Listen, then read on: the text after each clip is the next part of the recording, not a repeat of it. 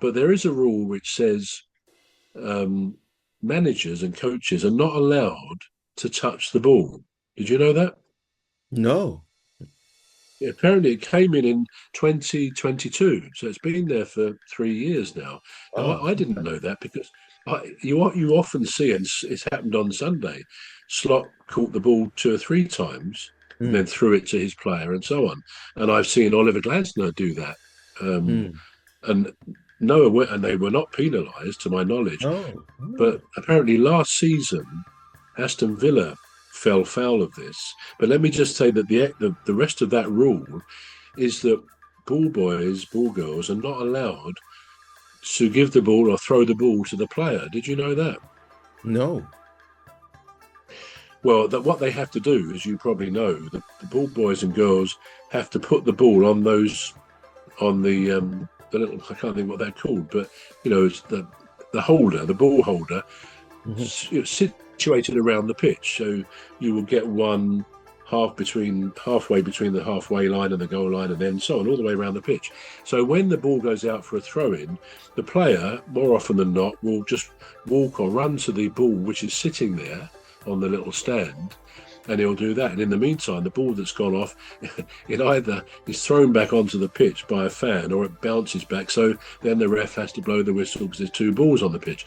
But Mm. they're perfecting that. Basically, the person throwing the ball will make sure that the other ball doesn't go on the pitch. But yeah, the ball boys and ball girls are not allowed to give the ball to any player. The player has to Right. get it themselves. And then the ball boy, ball girl, they put it back on that little ball stand.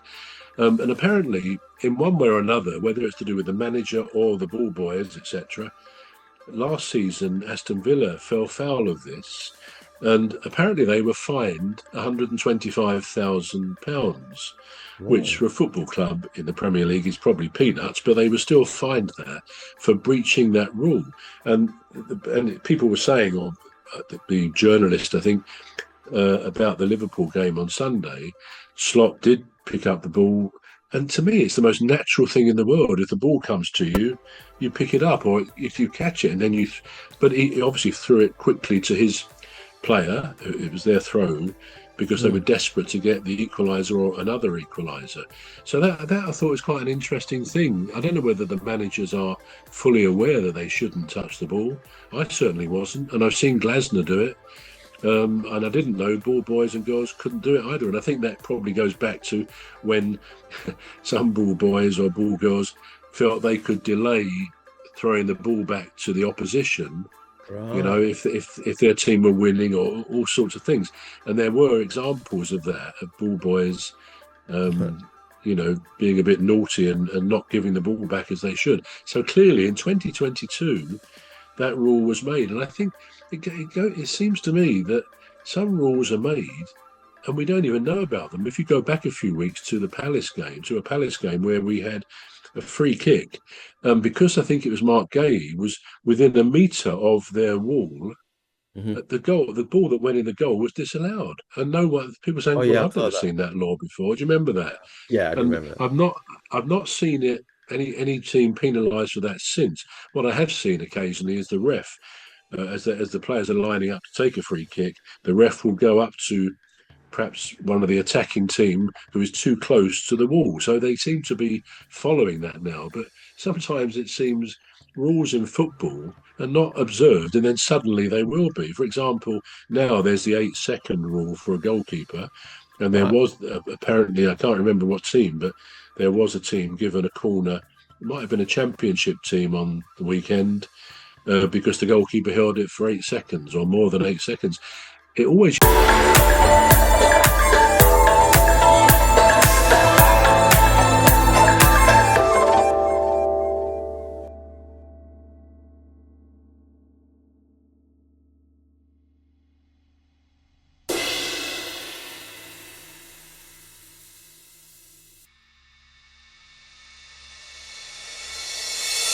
8 seconds. It always used to be a goalkeeper had to get rid of the ball if he was holding it within 6 seconds. Mm. Time and time again, they didn't. But I never ever saw a ref blow the whistle for a foul because the goalkeeper didn't release the ball. I suspect because it would have meant that the free kick would have been within 2 or 3 yards of the goal, and the chaos that would which would ensue with that. But yeah, so there's obscure laws which most of us maybe never knew. I didn't know until I read it this week about managers, coaches not handling the ball, or ball boys, ball girls. They can handle it, but they can't throw it back to the player. So these are things we suddenly find out about when it's raised either in the press or by a pundit or something. But Wow. but Slot fell foul of that. Whether the article I read suggested Liverpool would just get a warning. And I don't know why they would just get a warning, except that maybe Villa had multiple. I think they said they had multiple times when they broke that rule. So who knows? But Mm, yeah, so that's a kind of small part of what's going on. I always think he looks calm. He looks calm under pressure. Does mm, Slots even though they were losing. But yeah, he's got to face up to the fact that maybe the magic dust which sprinkles over a team when they got great momentum and they're heading towards the league title, which they did last year, when that starts to break a bit and they lose that confidence. I mean, Van Dijk, we both know, is a great player, but I've mm, seen him caught out more than once now against opposition. Whether he's lost a yard of pace, I don't know. Great mm. defender, great captain, but maybe he's recognising they've got a different team, different players, and again, it's taking them a while to gel together. Wow. Okay. Now you did mention a very good point when you was talking. You said that Liverpool didn't play particularly bad, and that's true. No.